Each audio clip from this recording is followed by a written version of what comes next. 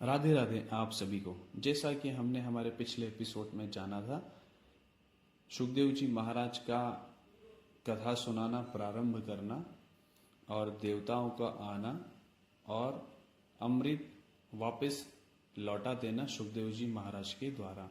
आइए अब हम हमारी कथा में आगे बढ़ते हैं।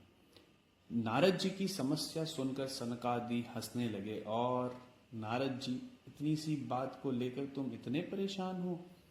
बिल्कुल चिंता छोड़ो, हम तुम्हें समाधान देंगे। माम चिंता कुरु देवर्षे हर्ष चित्ते समावह उपायः सुख साध्योत्र वर्तते पूर्व एव ही। नारद जी ने कहा, कौन सी उपाय आपके पास है? सनकादि बोले, अरे भाई, सरल उपाय वो है श्रीमद् भागवतम श्राव्यम शोक दुख विनाशनम। सुखदेव जैसे परमहंस के द्वारा गाया हुआ श्रीमद् भागवत ही वह अमृत है जिसका पान करते ही ज्ञान वैराग नव यौवन संपन्न होकर नाचेंगे एवं हमारा विश्वास है। नारद जी फिर मुंह लटका लिए। सनकादि बोले, अरे तुम्हारा मुख अभी भी लटका हुआ है, क्या बात है? नारद जी ने कहा, हमें आपकी बातों में जरा संदेह हो रहा है। सनकादि बोले, कैसा संदेह भाई? नारद जी ने कहा, मैंने उसे उपनिषद सुना दिया, वेद सुना दिए, पर कोई फायदा नहीं हुआ।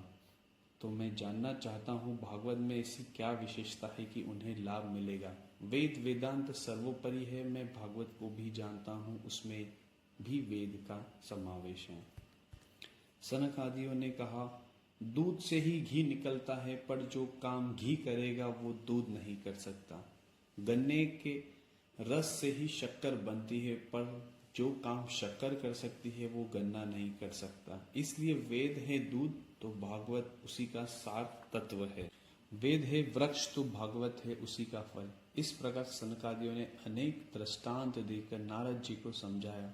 अब तो नारद जी भी गदगद होकर कहते हैं, हे महात्मन, अब मेरी शंका निर्मूल नष्ट हो गई है और आज मैं भी समझ गया कि पढ़ लिख के कोई कितना ही बड़ा पंडित बन जाए, परंतु आप जिससे गुरुदेव का सत्संग न मिले तब तक शास्त्रों का रहस्य समझना नामुमकिन है।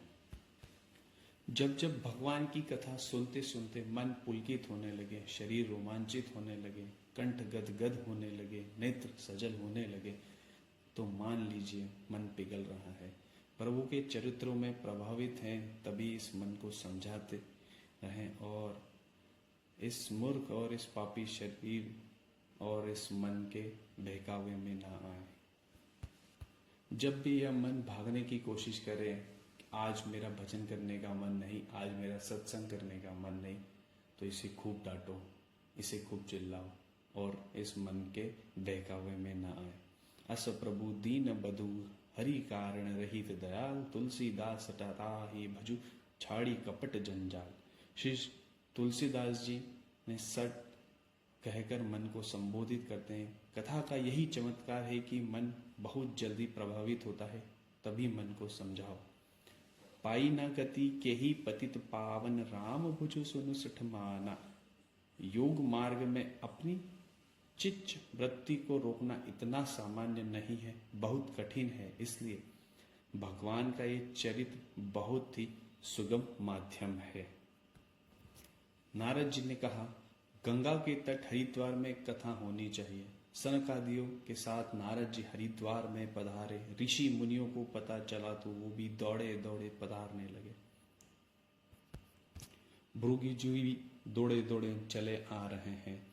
भृगु जी अपने साथ में कई दूसरे लोगों को भी पकड़ पकड़ कर लेकर आ रहे हैं। उनका मानना ऐसा था कि मैं जितने अज्ञानी या ऐसे लोगों को पकड़कर लेकर आऊं जिनका जीवन मेरे कारण थोड़ा भी सुधर पाए और भगवत चिंतन में लग जाए, उसका कुछ 100% पुण्य मुझे भी प्राप्त होगा। इसलिए भृगु जी सभी को पकड़ पकड़ कर लेकर आ रहे हैं। गुरुत्वात् तत्र नायतान भृगु संबोधय चान्ययत्, कुमार वंदिता सर्वे निर्षेदुः कृष्ण तत्परा। विशाल संत समुदाय गंगा के तट हरिद्वार में एकत्रित हो गया। बालू की वेदी बनाकर सनकादियों को विराजमान कर दिया गया तथा कथा प्रारंभ होती है। चारों तरफ जय जयकार हो रही है, फूलों की वर्षा होने लगी। आकाश में विमानों पर बैठकर देवतागण आनंदित हो रहे हैं। जय शब्दो नमः शब्द शंख सद्दव तथैव च चूर्णलाजा प्रसूनाना निक्षेप सुमहान भूत। भगवान की कथा सदैव श्रवण करने योग्य है। कोई दिन मुहूर्त की आवश्यकता नहीं है, जब चाहे जब सुनो। इसके श्रवण से सदैव श्री हरि हृदय में निवास करते हैं। सदा सेव्या श्रीमद्भागवती कथा यस्याः श्रवण मात्रेण हरिषिचितं समाश्रयेत्। बहुत से शास्त्रों को सुनने से कोई फायदा नहीं, केवल भ्रम पैदा होता है। मुक्ति प्रदान के लिए केवल एकमात्र श्रीमद् भागवत ही सदैव गर्जना करता रहता है। हजारों अश्वमेघ यज्ञ, सैकड़ों वाजपेयी यज्ञ इस शुक शास्त्र की कथा का 16वां अंश की बराबरी भी नहीं कर सकता। फल की दृष्टि से श्रीमद् भागवत की समता गंगा, गया, काशी, पुष्कर या प्रयाग कोई तीर्थ भी नहीं कर सकता। ना गंगा, ना गया, काशी, पुष्करम, ना प्रयागकम शुक शास्त्र कथायाश्च फलेन समताम नयेत। सनकादि कहते हैं, ऋषियों, जो पुरुष निरंतर अर्थ सहित श्रीमद् भागवत शास्त्र का पारायण करता है, उसके करोड़ों जन्मों का पाप नष्ट हो जाता है, इसमें कोई संदेह नहीं।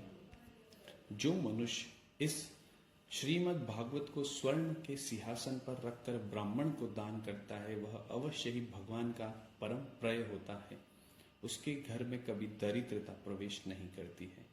हेम सिंह युक्तम चेतद वैष्णवाय ददाति च कृष्णेन सहसायुज्यम से पुमान लभते ध्रुवम। सनकादि कहते हैं, जो मानव देह पाकर ऐसा लाभ नहीं लिया वह बहुत बड़ा अभागा है। ऐसे अभागियों को सनकादियों ने भयंकर गालियां सुनाई। सनकादियों ने नारद जी, संसार में जो मानव देह पाकर भी भागवत लाभ नहीं ले सका वह अभागा है। वह सांस लेता हुआ मुर्दे के समान है, गधे के समान जीवन पर्यंत गृहस्थी का बोझ ढोता रहता है।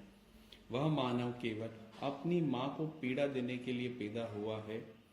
सनकादियों ने ना जाने कितनी ही गालियां दी हैं। नारद जी ने कहा, आप इतनी गालियां क्यों दे रहे हैं महाराज?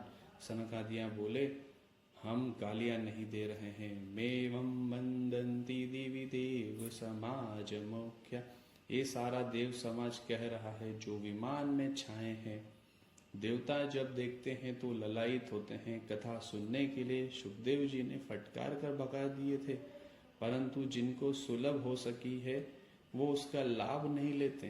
देवता उन्हें गालियां देते हैं। देखो कितने मंदभागी हैं। पास में अमृत बह रहा है, फिर भी वह वहां तक पहुंच नहीं सकते। सनकादि भागवत की महिमा गाए जा रहे थे। अचानक संकीर्तन की ध्वनि सुनाई देने लगी। सभी श्रोता चौकन्ने होकर देखने लगे कि क्या दिखाई पड़ा।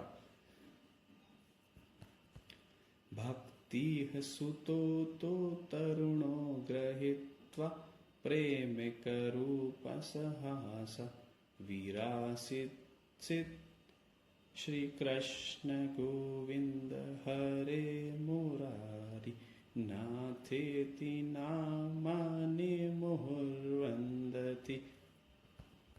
अचानक श्री भक्ति महारानी अपने पुत्रों के सहित नृत्य करती हुई श्रोताओं के बीच प्रकट हो जाती है।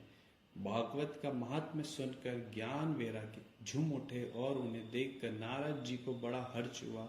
उन्हें विश्वास हो गया कि मेरे वचन की रक्षा अवश्य हो जाएगी। सभी महात्माओं ने भक्ति महारानी के साथ मिलकर संकीर्तन करते हुए झूमने लगे। राम नाम के साबुन से जो मन का मैल मिटाएगा, निर्मल मन के तर्पण में तू राम का दर्शन पाएगा। नारद जी ने भक्ति महारानी को प्रणाम किया और भक्ति महारानी ने सनकादियों को प्रणाम किया और निवेदन किया, हे महात्मन, आपके इस कथा के प्रभाव से हमारे पुत्र संपूर्ण स्वस्थ हो चुके हैं। अब मैं बैठकर कथा सुनना चाहती हूँ। आप बताइए कहाँ पर बैठूं? सनकादि बोले, देवी, ये जितने श्रोता बैठे हैं तुम इन सभी के हृदय में जाकर विराजमान हो जाओ, क्योंकि जिनके हृदय में भक्ति का वास हो जाए फिर उस भक्ति को भगवान के पीछे नहीं लगना पड़ता है, भगवान ही उस भक्त के पीछे पड़ जाते हैं, क्योंकि भक्ति महारानी भगवान की प्राण प्रिया है। भक्ति के भगवान भी जो है भक्ति के दीवाने। बोलिए राधे राधे।